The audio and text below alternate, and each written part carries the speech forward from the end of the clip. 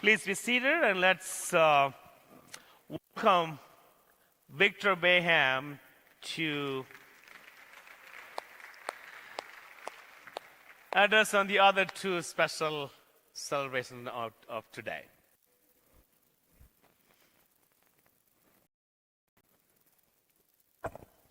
Good afternoon. Good afternoon.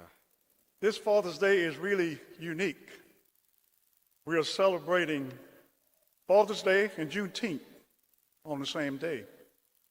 In 1865, June 19th, that's when the slaves here in Texas learned that they were free. And on that very same day, when you think about it, that day was the birth of the Black Father. Before Juneteenth, the Black Father was never given the opportunity to be a father. He was told when he would get up, how long he would work in the fields, where he would live, what he would eat, and even the clothes he would wear. And on some occasions, he was told who he would marry or who he would have children with. And then comes Juneteenth, and the old slave masters say, now you're free. Now you can go on and be a father. But oh, by the way, you don't have any place to live. You don't have any food to eat. You don't have any money to buy any food. And them old clothes and shoes that you're wearing, you can keep them. I don't want them back. Anybody else would have said, oh my God, what am I going to do? Our Juneteenth fathers say, thank you, Jesus. Now we can determine our destination. And that's what they did. Some Juneteenth fathers moved their families north. A lot of them died of starvation and disease on the long journey. Some Juneteenth fathers worked for the hourly rate, but it was almost nothing compared to what the white man was making. Some Juneteenth fathers stayed on the plantation and sharecropped. At the end of the growing season, all their money almost went to the general store. And some Juneteenth fathers went searching for their children that was sold off to other plantations over the years. Now, during the years of 1865 and 1877 was known as the Reconstruction years. Congress had voted laws in to help the slaves adapt and find their way. And they were doing quite well. Over those years, over 20,000, or maybe I may get it wrong there, maybe 12,000 was elected to some type of political office. Now, this made the old conservative politicians really angry, and they worked real hard to get this bill overturned. And they eventually did in 1877. And just like overnight, the former slaves, the former or the conservative politicians and the conservative judges, they started writing new laws here in the South. Because, you know, at that time, we had more slaves than we had white people. So, of course, the slaves, being the majority, they voted their people into office. And that really made the politicians really angry. And the conservative judges started writing new laws, which they called the Black Code, which made it very difficult for the black man to establish himself and make a living. Now let's fast forward 6 generations to the fathers of today. Critical race theory. The conservative politicians still don't want that taught in our schools, and they're still changing laws to make it hard for the black man to vote. We, the fathers, we don't have it as hard as our Juneteenth fathers had. They had a life and death situation. But now we just have to fight to keep a roof over our family's head. We have to fight to keep our children fed, clothed, and kept them safe. And we still have to fight to get our children a higher education.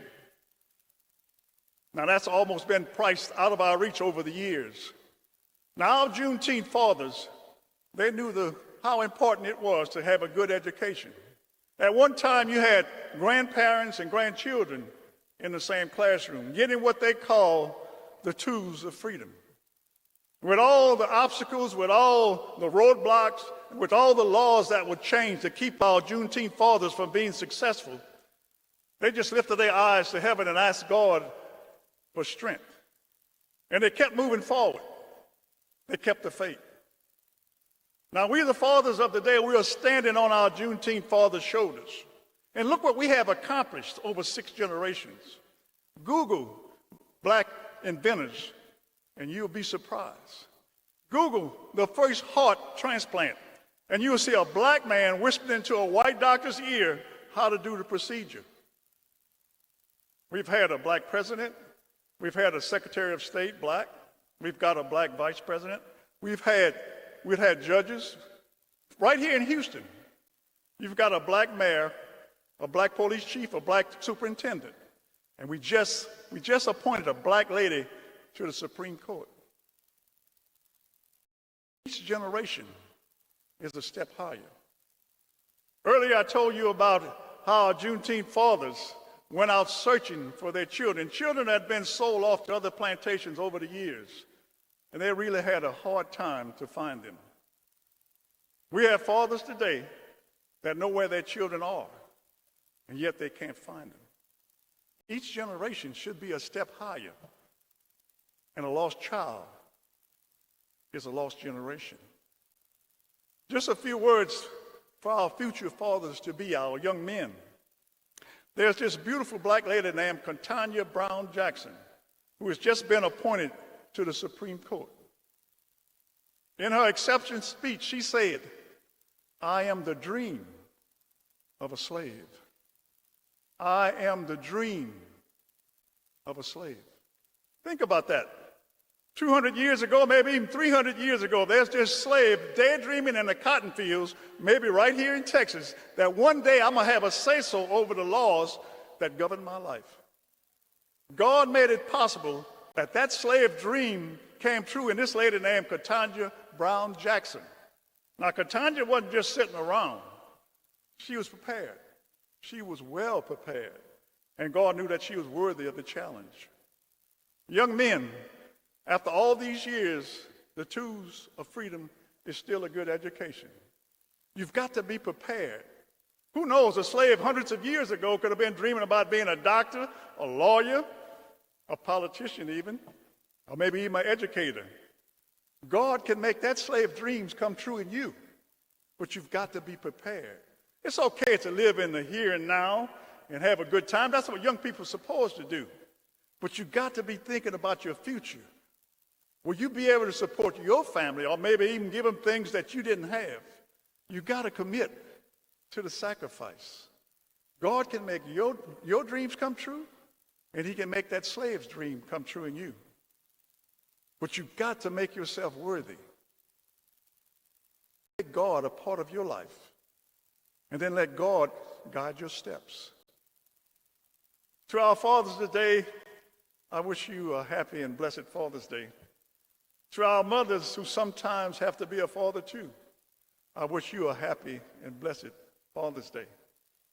To our Juneteenth fathers who we owe a debt of gratitude because it was their blood, sweat, and tears, and I'm talking buckets of tears, that made it possible for us to be where we are at today. I pray to God that they have already received their reward in heaven. Have a blessed day.